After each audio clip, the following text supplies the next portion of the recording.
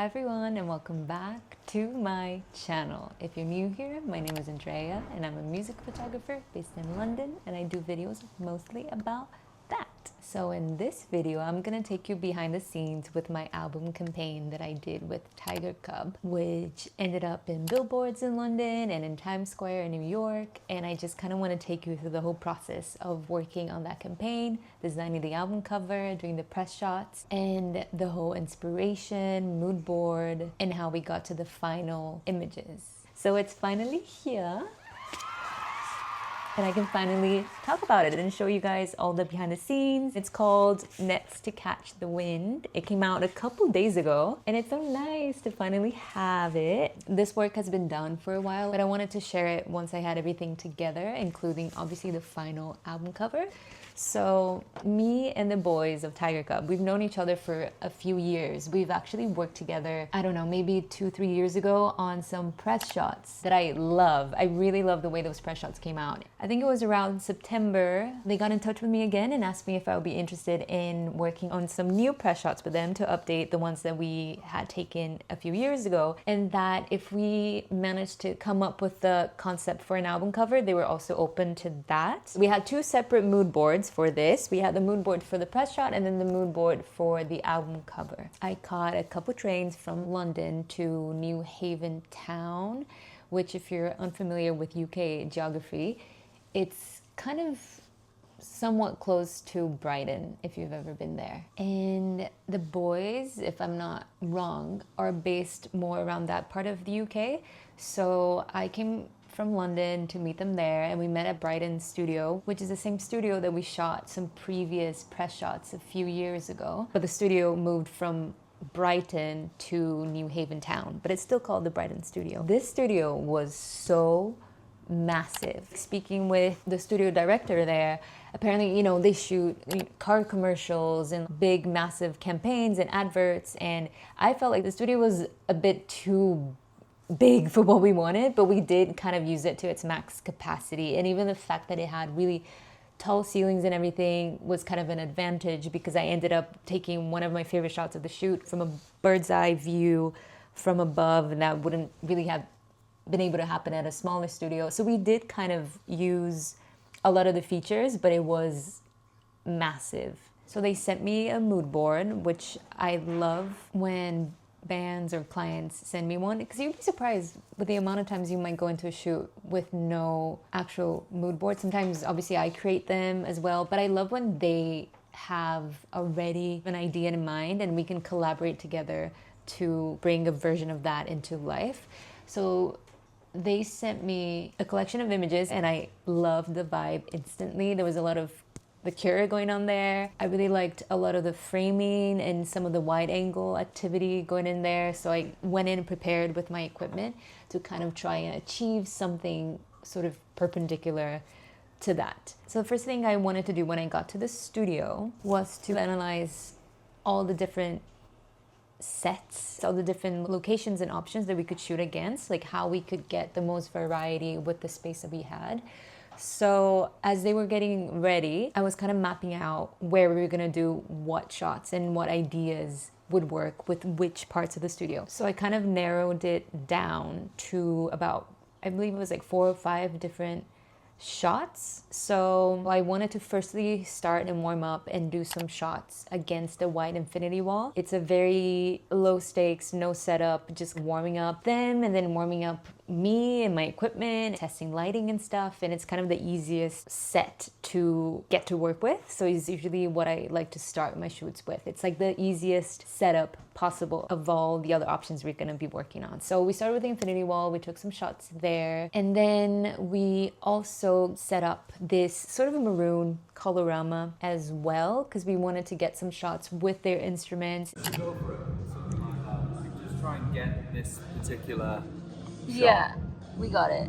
I mean, we should keep trying, but we'll get it. You know whether or not we've got it.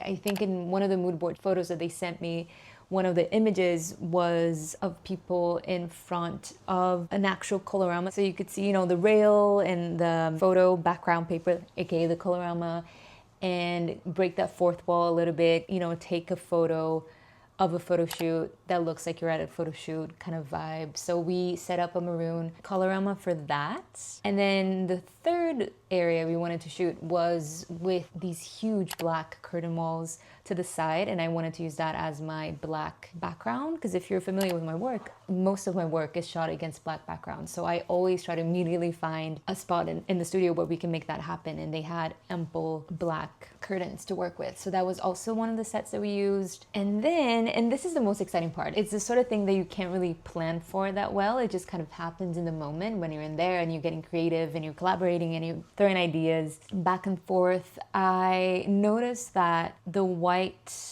infinity wall kind of bled through most of the studio, but it also ended at an angle where there was like black flooring. So I thought that juxtaposition between white and black seen from above could be very cool. And I noticed that there was a second floor and there was a window from the second floor looking down at that separation on the floor. And I thought it would be very cool to shoot from above and get them situated in between the black and white on the floor, if that makes sense. So that was also when we had an outfit change. So I got the boys that were on the black floor to be wearing more white clothing, and then the boys that were on the white floor to wear more black clothing and have the contrast in that sense. And then something also that I love, and I do this a lot with live shots mostly, because sometimes when I do press shots and studio shots, it's not with anyone's instruments, it's just them. So we don't usually have this on hand. But because they brought their instruments with them, just in case, I thought it would be cool to use their mic cord or the guitar cord to have around them on the floor to kind of make it look like a drawing and add an element of like live music or, you know, back into the photos.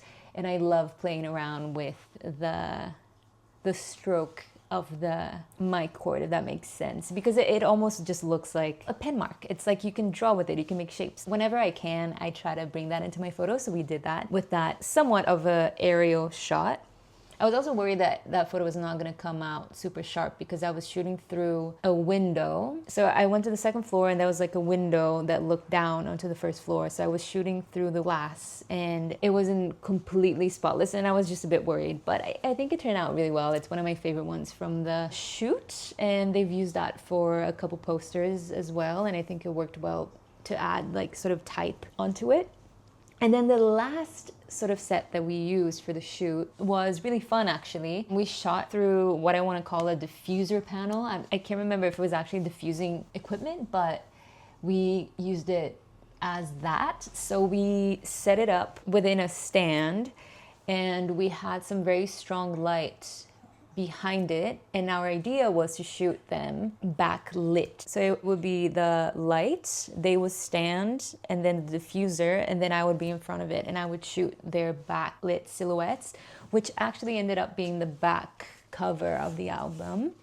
So you'll see some of the behind the scenes of that happening, which is cool. And that was really exciting. So they also ended up shooting a big portion of their music video for Silver Smile within this setup. So I was also shooting them as they were shooting their music video. This one was before they started shooting the video, I think. But I did some shots before, during, and after. So that's kind of a fun overlap. And Dan, or Daniel Good, I'm not sure how to pronounce his last name, he was there and he was the one who shot the music video, and he also was shooting some BTS for them on the day. So if you see any footage, like third-person footage of the day, it would have been Dan who shot it, and I'm gonna include his social media below if you want to check his work. Also, something funny about watching the behind the scenes of the shoot is that because I shoot in black and white, I always tell people to not worry about color coordinating their outfits at all, because it doesn't really matter. It's more about the pattern, the silhouette.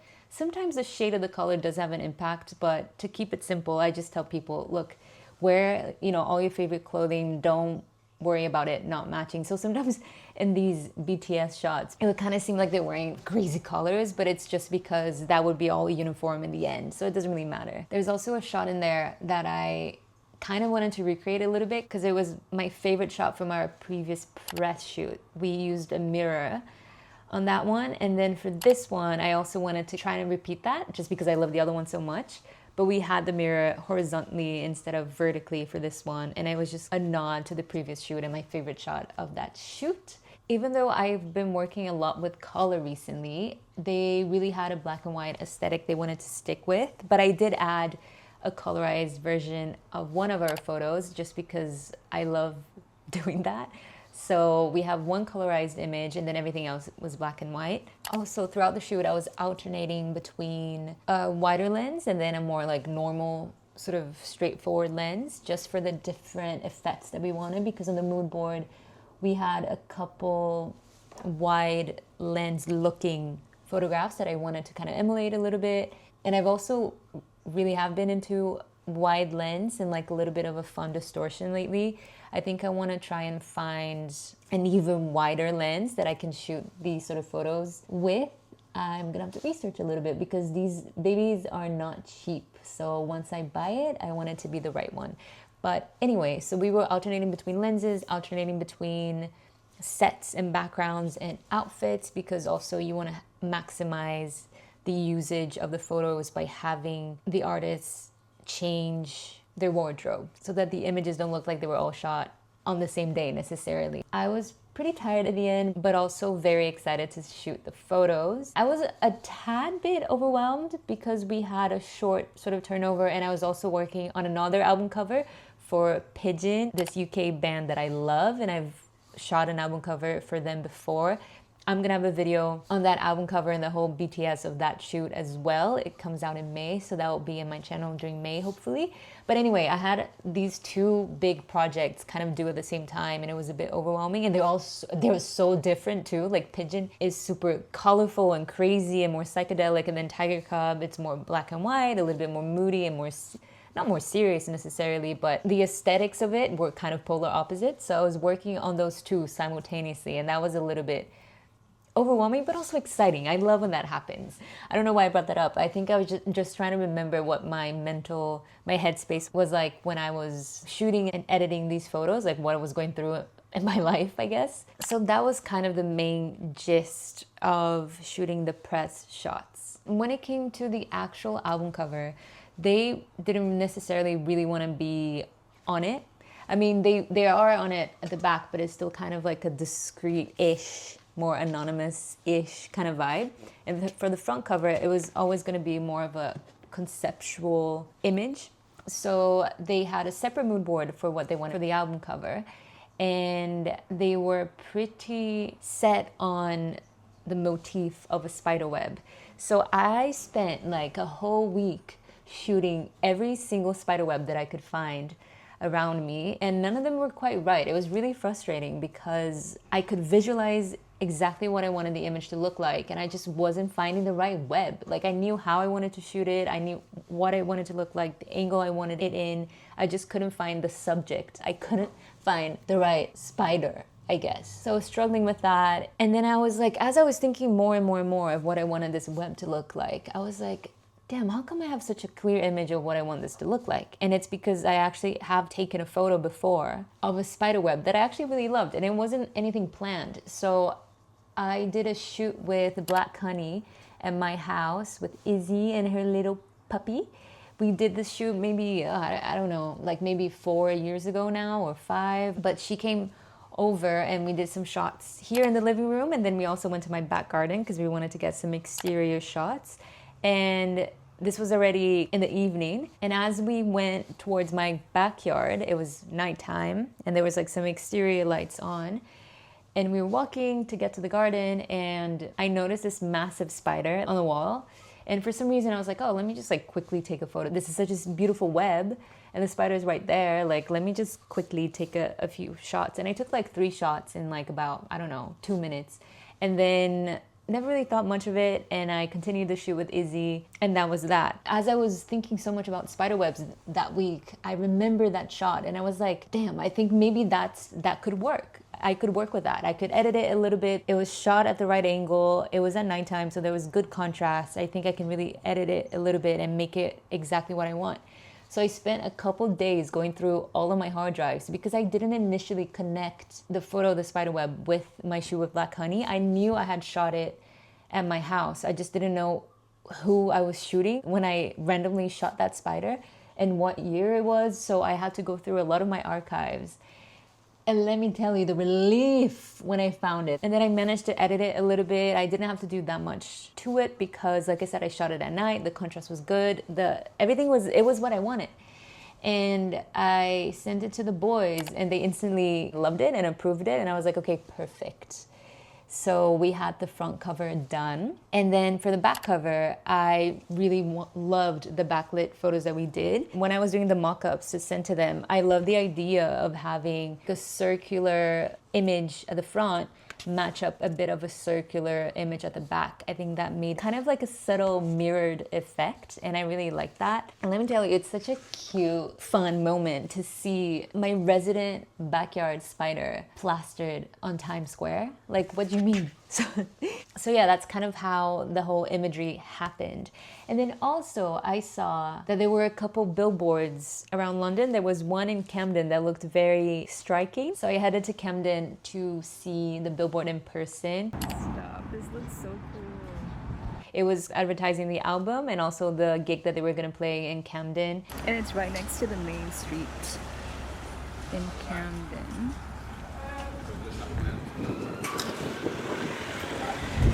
But yeah, congrats, boys. And they had the image coming off the top of the billboard, protruding out, kind of like in a 3D manner.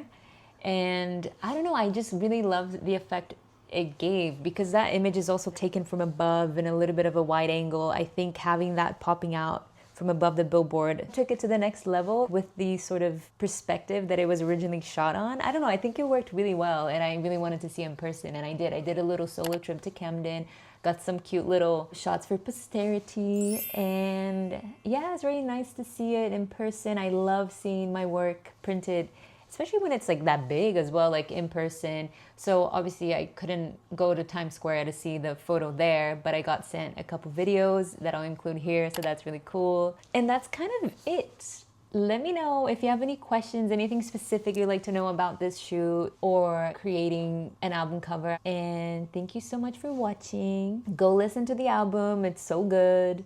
And I'll see you guys in my next video. Bye.